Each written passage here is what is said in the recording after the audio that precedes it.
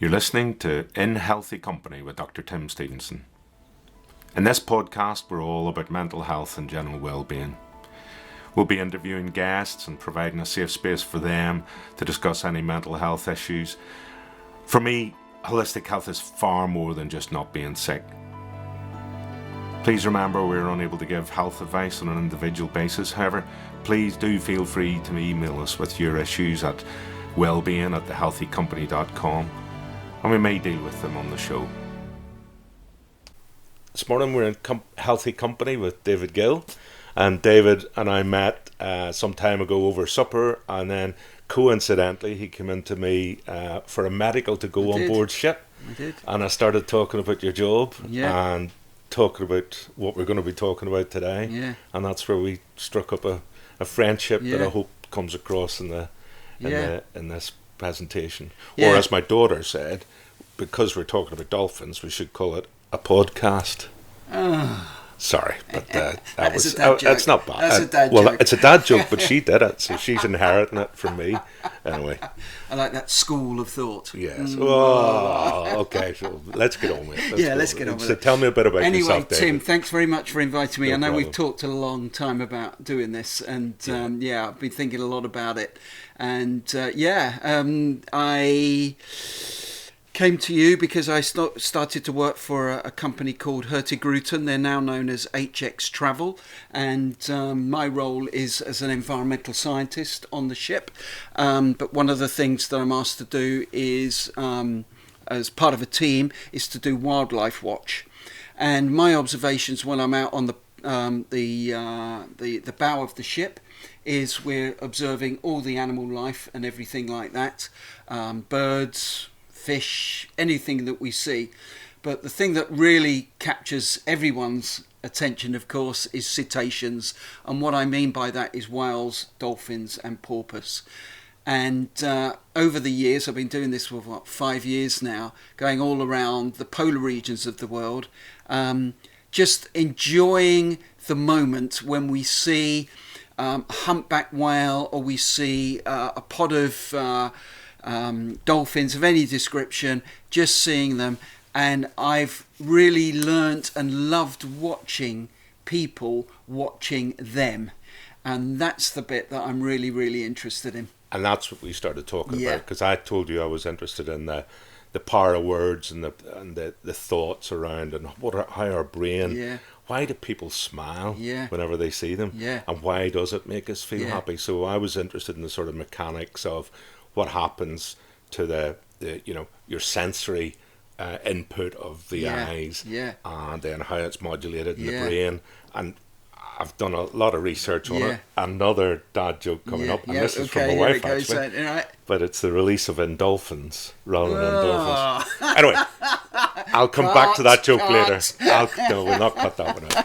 But on a serious note, for me, one of the key things whenever I'm talking to people about how they could maybe look at their life in a different way, so they're not so stressed or not so accepting that they're stressed, is being able to modulate or influence the sort of automatic nervous system, the autonomic nervous system, because we think that's so automatic we can't do anything about it. Sure. But I think we can fool the nervous system sometimes by relaxation or just sending signals to it that we know will actually create a positive negative feedback, so to speak. So are you suggesting things like sound can do that as well? So people play the sound of lovely music, music with nature in it, bird song and that kind of thing. Is that the sort of thing that you're implying on? But then if you look at the limbic system, the bit that actually sort of is the gateway to this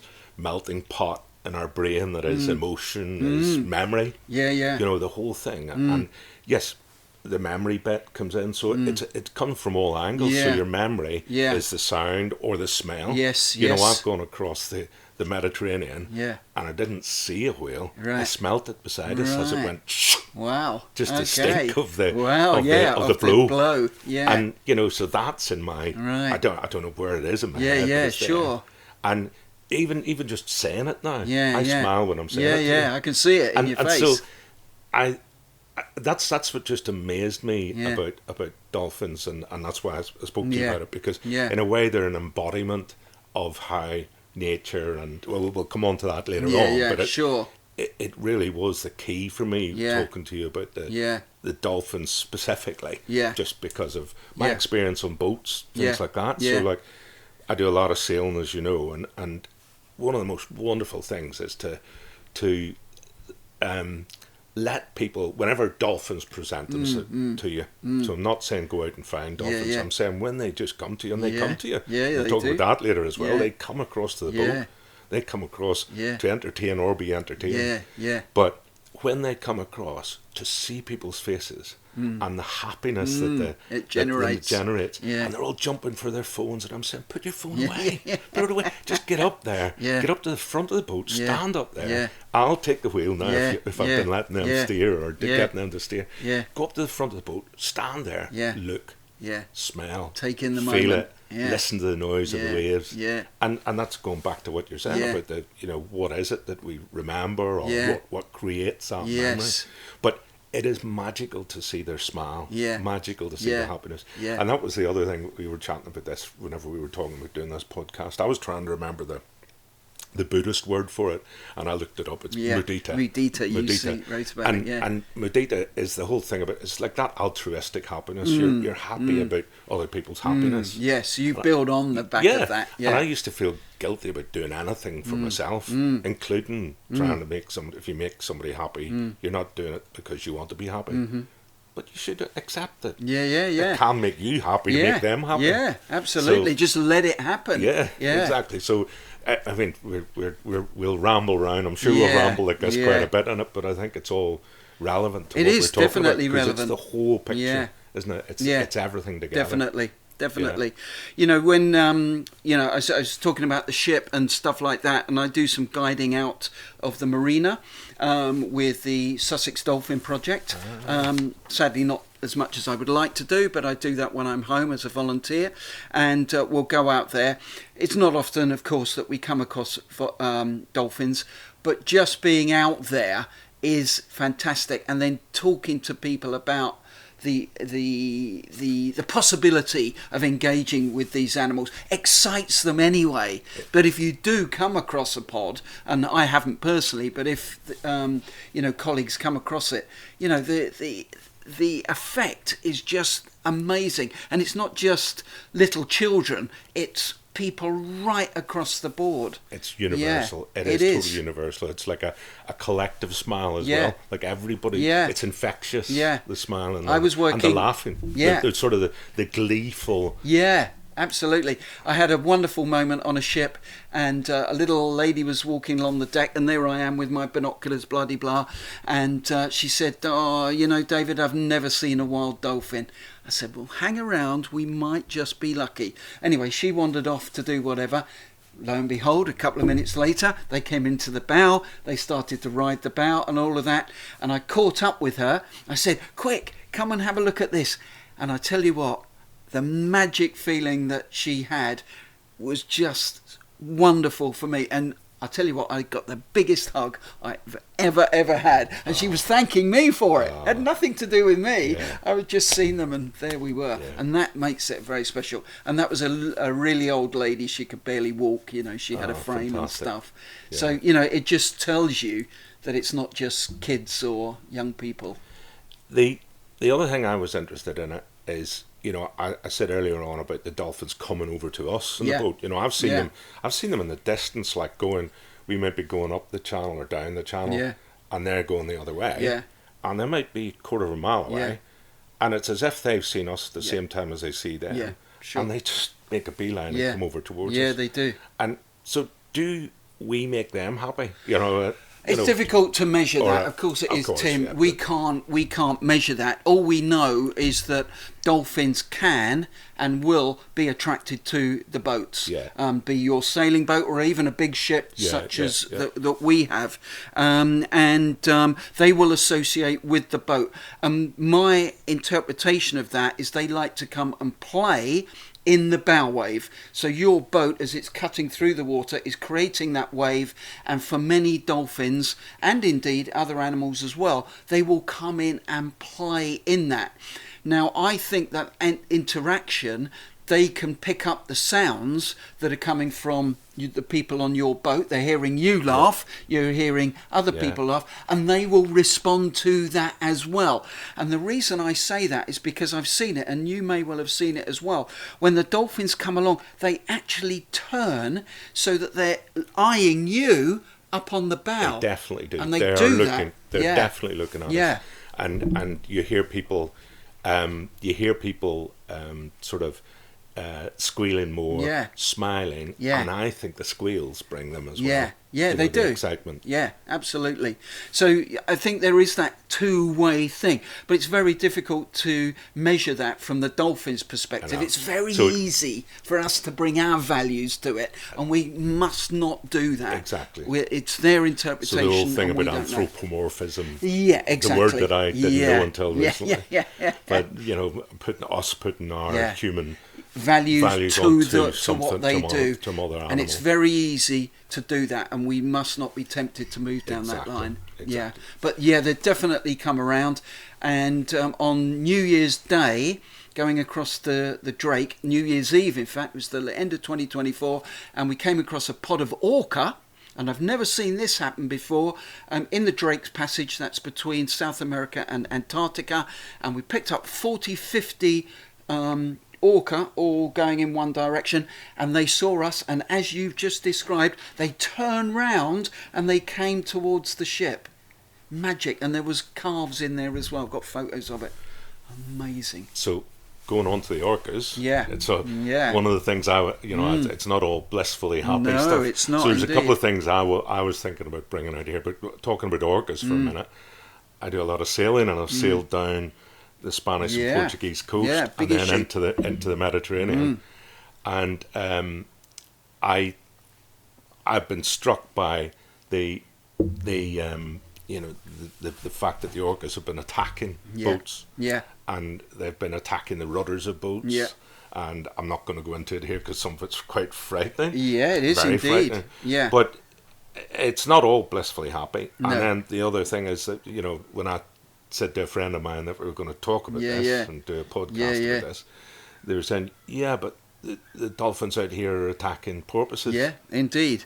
So that brings us on really nicely to talking about orcas, because we're talking about the universal smiles when they see porpoises and dolphins, but I've got experience of people being attacked by the orcas on boats. So they attack the boats.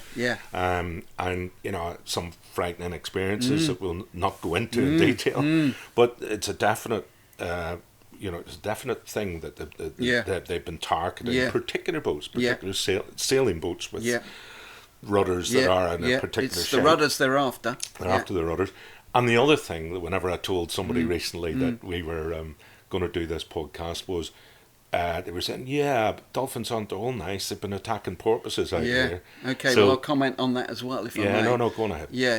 Well, certainly the orca stuff off the Iberian coast, the coast of Spain and Portugal, has caused a lot of chat within your world, in the boating world, and certainly in my world as well. And there's a lot of concern about that. But what they're saying now is that it seems to be an isolated pod of orca, and they generally work around the Straits of Gibraltar, which are a hunting ground for them at certain times of the year.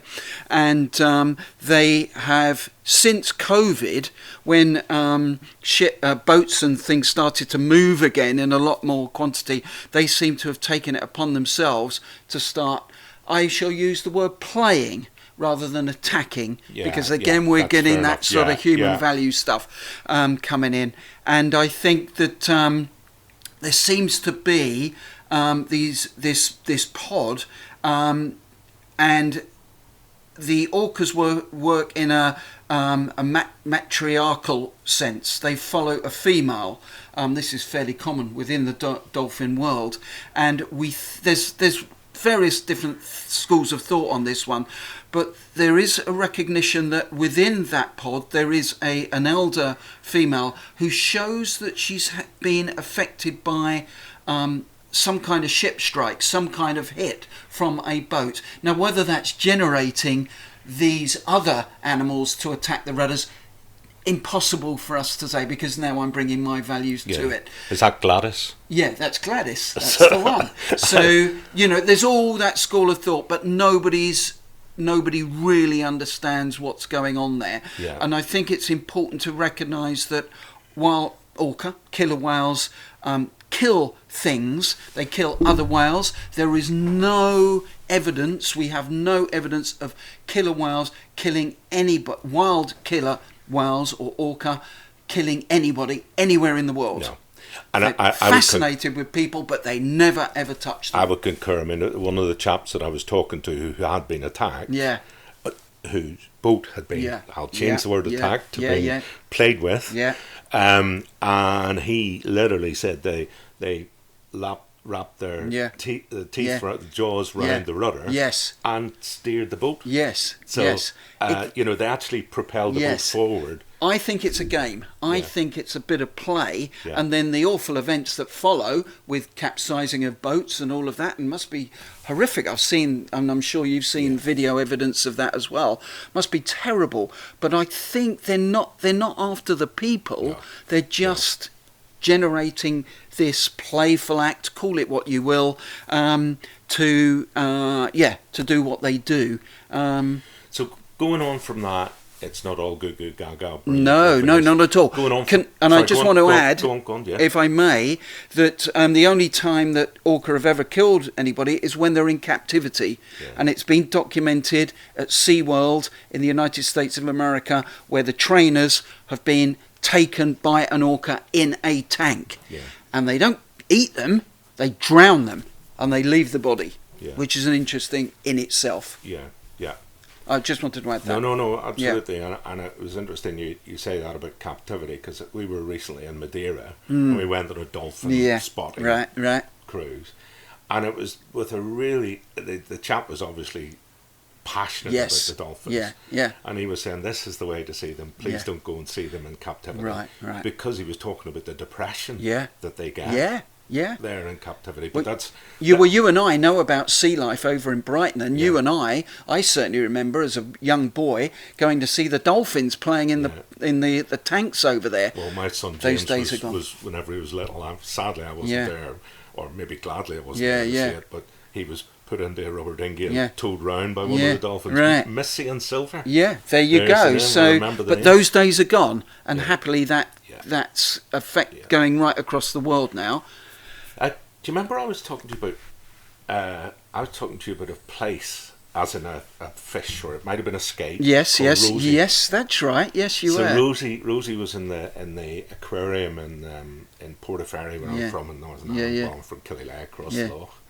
And I rang up recently, just whenever I was thinking about this, to find out what happened with Rosie.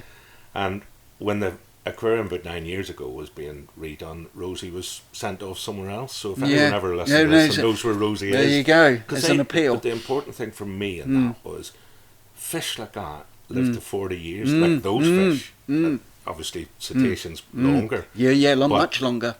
And the whole thing about, we could talk about anthropomorphism, and us putting our values on them, but we can also just step back a wee bit from it and go, well, actually, they've got intelligence that sometimes we don't, register with them or allow us to think they have.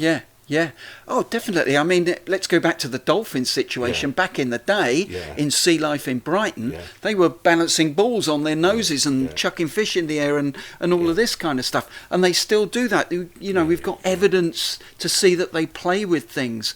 There's, I think there's a pod of bottlenose dolphins, and I want to go back to them specifically in a moment. They've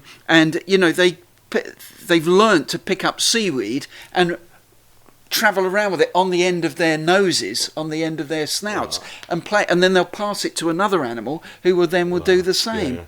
Isn't that amazing? So there's intelligence there, and crucially there's communication going on as well. These animals can communicate in a highly intelligent way.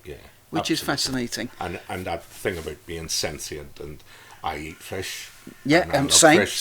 same. But I think we should think about how we kill them in Yeah, the same way. yeah. I don't know how we do it. It's No. a bigger Yeah. debate. But Yeah. when you think of like, I don't think people allow the same. I'm going back to that word, but us putting our values on them, but allow them the same level of respect that they maybe do to a cow now, or a sheep, or a goat. That's an interesting debate in itself, because up in the Faroe Islands they have a cull every year, and they kill thousands and thousands. Well, thousands. I don't know the actual numbers, but I know that we're getting into certainly the top hundreds, maybe even 1,000. And what they do up there is they kill the dolphins. So they find pilot whales and they drive them into the bay and they butcher them to death. Okay. Now, it was interesting because the BBC did a programme on that, and one of the things that always caught in my mind was the fact that they interviewed a lady and said, how can you let this happen? This was a lady from the Faroe Islands, where this is a cultural thing that they do. And she said to the BBC in response to that question, how can you defend yourselves when you go out and butcher cows every day, or pigs, or whatever it is? Okay, I get it. Yeah. I get that. Yeah. I'm going to come back to a point, though, Tim, that you mentioned about bottlenose dolphins. Yeah. As I say, I do a little bit of work for Sussex Dolphin Project, and we know at the moment that there is death of porpoise off the coast of Seaford. Yeah. And bodies are coming in and they're scarred of these animals. They're about a metre, maybe a little bit less. And these porpoises are smaller dolphins, if you like. They're not dolphins, but they're cetaceans. And they're very quiet, and they tend to move around in small groups and all of that. But at the moment, we think, that is Sussex Dolphin Project, that there's some male bottlenose dolphins out there going after them and killing them. And we know that because of the scarring that we find on the carcasses that wash up on the beach over at Seaford and places like that. Now, this is, again, uncharacteristic of dolphins here in Sussex. But is this a play act, rather like the orcas off the Iberian coast? And we're interested because we want to know what's happening. Now, we do know that up at the Moray Firth, which is up in Scotland, Inverness, that sort of area, they've got bottlenose dolphins there, and they kill the porpoises there.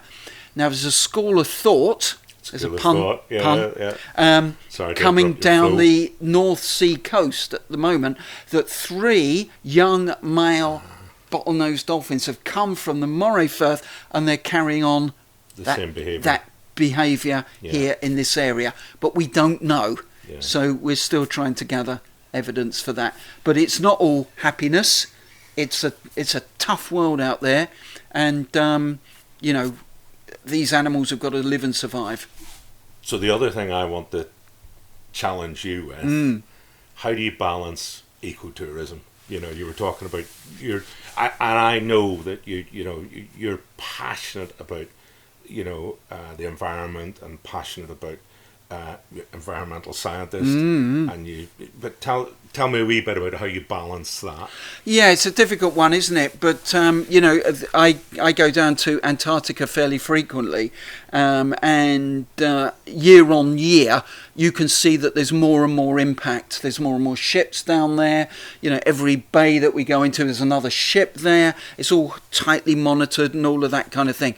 So the impact is there, but you can reduce it through regulation, and we do all of that, but it's not a simple answer. But can I justify it? We have guests on our ships who are there, and they're educated by people like myself and other members of the team on all aspects of nature, not only whales and dolphins, but the whole gambit, if you like. And so we will raise awareness, and one of the take-home messages that we have regarding their experiences, go and tell your friends, your family, what you have seen. You are fortunate. You are one of a few thousand people who go down to Antarctica every year.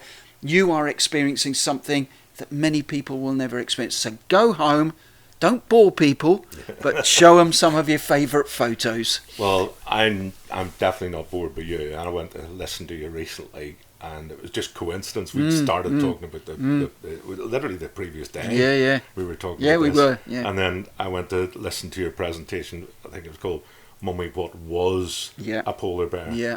And that whole thing, and I'll let you talk about that in a minute.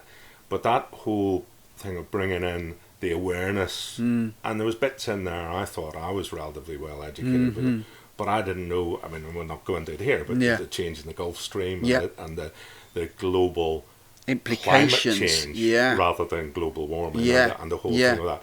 But you know, that aspect of, tell me a wee bit about your, you know, the overall, the thing about nature generally, and our need to be involved in. Right, absolutely, and I'm passionate about this. I was a teacher many years ago. I taught geography in a school, and one of the things that I was always keen to do was to get the children out of doors.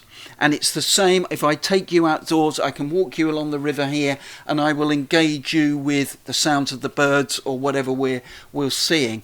And you know, it's not for everybody, I appreciate that, but you know, for some people they really get a kick out of that, and that's really exciting.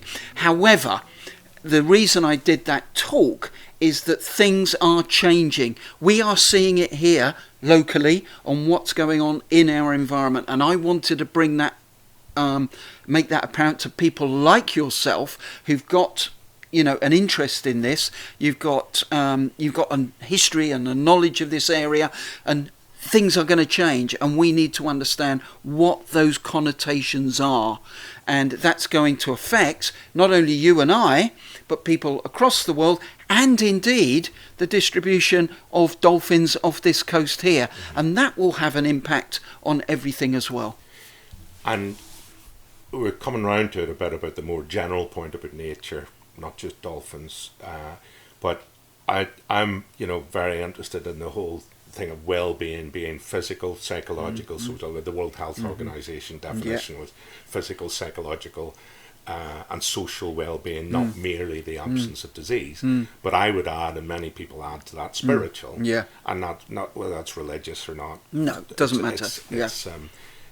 So physical, psychological, and social and spiritual, and the intersecting Venn diagram of that. And then you think about how witnessing it, witnessing, smelling, going back to what I spoke about right at the start about this melting pot of the brain, of our sensory system. You know, the smell, the physical side of it, the social side of it, sharing it with other people. It's all part of the it. Psychological stuff about, you know, we both live here on the beach, and we're recording this in Martin's UK studio, which is absolutely amazing. And you know, it's lovely to, you know, they may hear some of the sounds on the podcast of the birds outside. But you know, for that whole thing of using your environment to make you feel get better. And like I said earlier on, you know, previously I used to think, well, it's not all about me, it's not all, you know, about me feeling better. But it's very important. You can't help other people if you don't help yourself. Oh, absolutely. And happiness starts with that. And well-being. You know, the whole thing.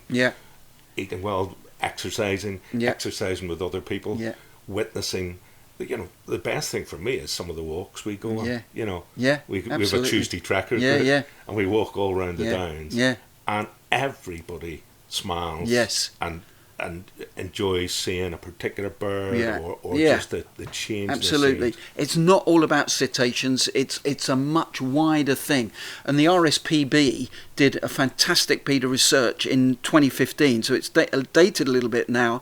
And it was all about that relationship between mental well-being and nature, and they did some really tight empirical testing to see what that relationship was, and they've definitely found it. And in the world of health, they realised that, I mean, it's been documented, and I'm sure you know a little bit more about it, is that people who are going through traumatic changes in their lives or whatever, or maybe had an operation or whatever, those people who sit next to the window get better than those people who sit away from the window.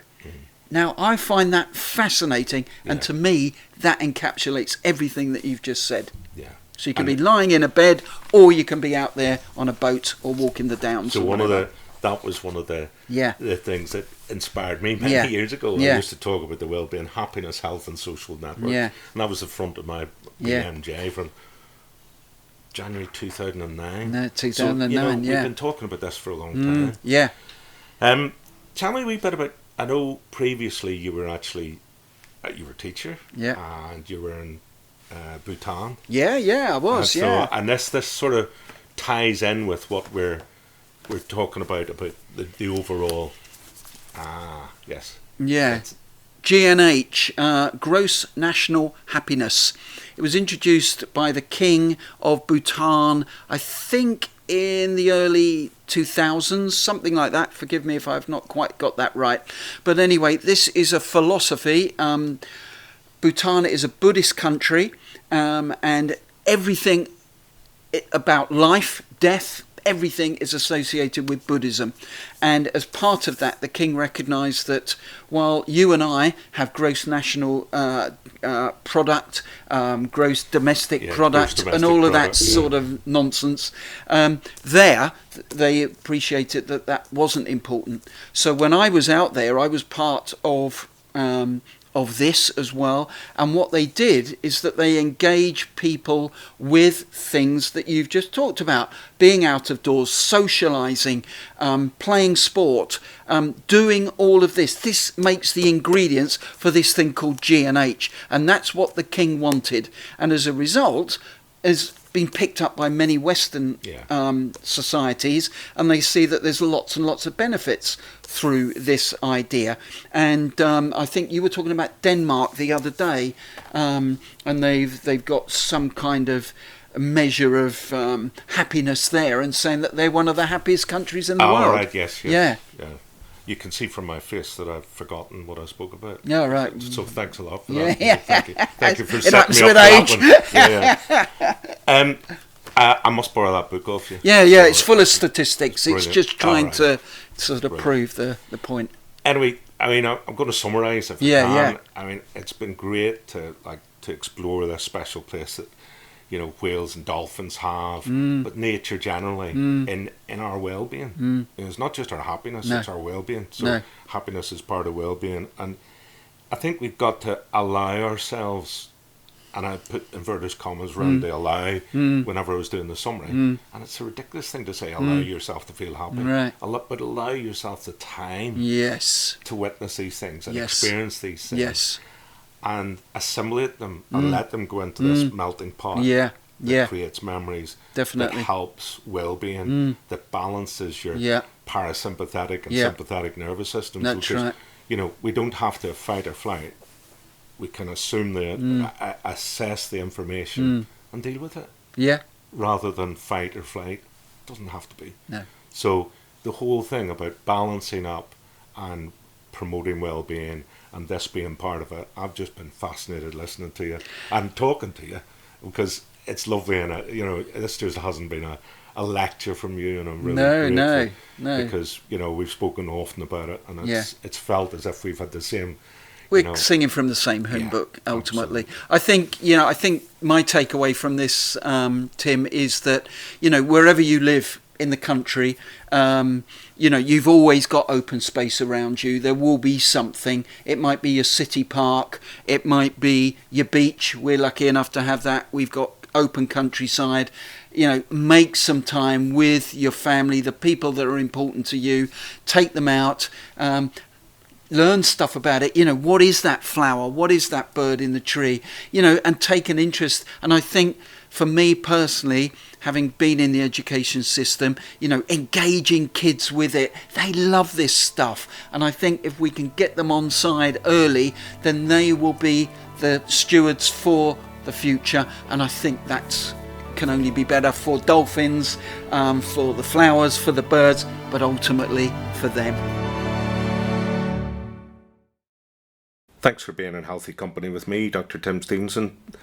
If you enjoyed the show, please feel free to share it with your friends and colleagues, and have a look at our website, thehealthycompany.com, where hopefully you'll find some helpful articles, other shows that we've recorded, and there's excellent reference material there, even though I say it myself.